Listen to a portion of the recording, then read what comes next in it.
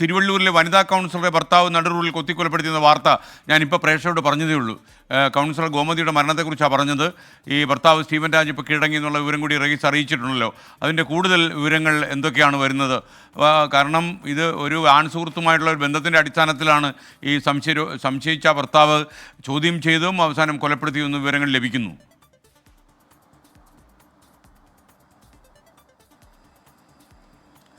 SK ഇതും നടു റോഡിൽ വെച്ച് നടന്നൊരു കൊലപാതകമാണ്. അതും ഒരു വനിതാ കൗൺസിലറിനെ രാഷ്ട്രീയത്തിലൊക്കെയും വളരെ പ്രധാനമായി നിൽക്കുന്ന ഒരു VCK നേതാവ് കൂടിയാണ്. VCKയുടെ ഒരു വലിയ വനിതാ നേതാവ് കൂടിയാണ് ഇവർ.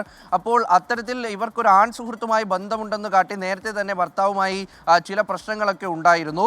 10 വർഷം മുൻപാണ് ഈ കൗൺസിലർ ഗോമതിയും ഒപ്പം തന്നെ ഭർത്താവ് സ്റ്റീവൻ രാജും കല്യാണം കഴിക്കുന്നത്. ഇവർക്ക് 4 മക്കളാണുള്ളത്.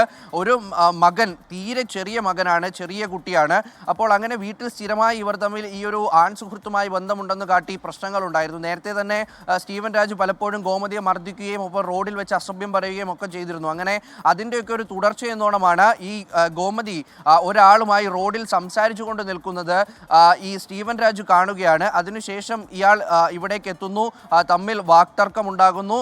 അരയിൽ ഒളിപ്പിച്ചിരുന്ന കത്തി കൊണ്ട് ഗോമതിയെ കുത്തുകയായിരുന്നു. അത് ഒരു കുത്തല്ല, ഈ ദേഹമൊക്കെ വികലമാക്കുന്ന തരത്തിൽ മുഖത്തും നെഞ്ചിലുമൊക്കെ വലിയ രീതിയിൽ പരിക്കേൽപ്പിച്ചുകൊണ്ട് ഏതാണ്ട് ആ രംഗം കാണുമ്പോൾ അതൊരു രക്തപ്പുഴയാക്കി മാറ്റുന്ന തരത്തിൽ ഒരു ആക്രമണമാണ് ഇവർക്കെതിരെ നടത്തിയത്. അങ്ങനെ കുത്തി കൊലപ്പെടുത്തുകയായിരുന്നു. ശേഷം ഇയാൾ തന്നെ ശരീരമൊക്കെ വൃത്തിയാക്കിയ ശേഷം തൊട്ടടുത്തുള്ള ആശുപത്രിയിൽ